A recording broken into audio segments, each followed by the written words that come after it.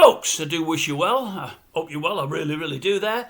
Got a bit of showbiz news for you. Well, a couple of stories, both music-based, both along the same lines, really. And then a bit of royalty thrown in, but showbiz royalty. Showbiz royalty.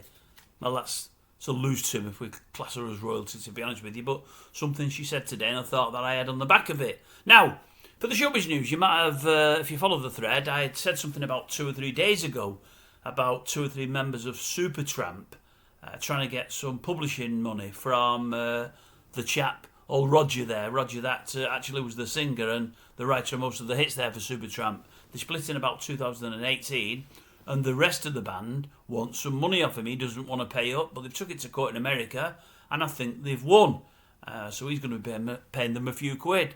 It's weird, a couple of days later, we had another couple of stories. I heard just today, the bandmates of Sting, that's Sting from the Police, they want a few quid off old Sting. They're saying he's kept much more money than he should have done, and they're due a bigger cut.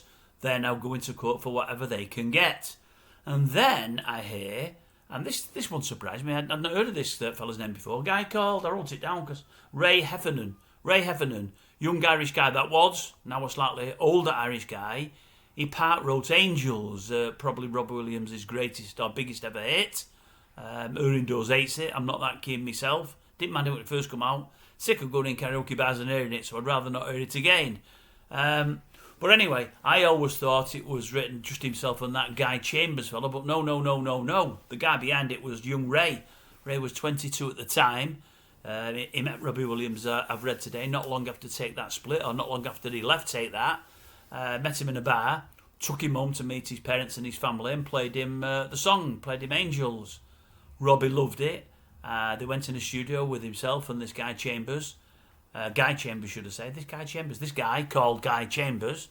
And they sort of decided they wanted to work with it, and they wanted to give this guy a few quid. They initially offered him $2,500. He said, that doesn't seem enough. And can I have my name on it? They said, well, I'll tell you what we'll do. We won't put your name on it. We'll give you $7,500. So he took the deal, sadly, for himself. Obviously, it's made millions and millions and millions of pounds since. I think it's Robbie's greatest hit by a long way, or biggest hit by a long way. And he feels he's been short-changed. So now he's after more. Now you'd say, well, you shouldn't do a deal and then come back for more. No, you shouldn't. But by the same token, you shouldn't be taken advantage of either. And I think Robbie doesn't sort of tell folk that this guy was behind the hit. Seemingly, what Robbie's saying is him and Guy Chambers added a little bit of the chorus. They did change it about a bit, but only a little. Now, there's something that's just recently come out. What is it called? Best Seller Clause. It's called Best Seller Clause.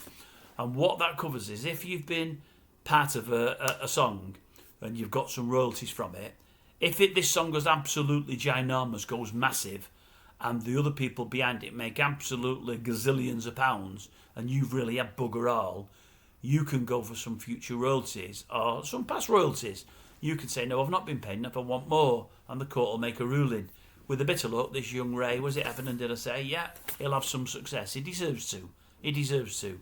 I think it's sad that they've cut him out and only give him $7,500. I really do. But that's just me. And then the last story, I said a bit of royalty, sort of royalty-ish. Old MEGHAN.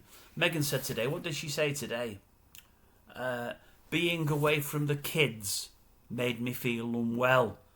So I think when she's had to go here, there and everywhere to do with the show or a book and everything else, she doesn't feel well. She wants to be with the kids. And I thought, well, I get that. Yeah, I get that. I bet her dad feels exactly the same. You've been away from your dad for about 4, 5 or 6 years, MEGHAN, and you brought it on yourself, and he's tried to give the olive branch. You've not wanted to know.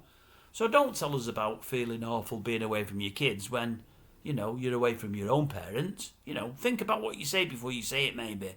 That's what I would suggest anyway. Right, on that, I'll love you and leave you. Nothing else to tell you. I hope you're well, folks. I really do. And I will catch you again tomorrow. Don't worry about that.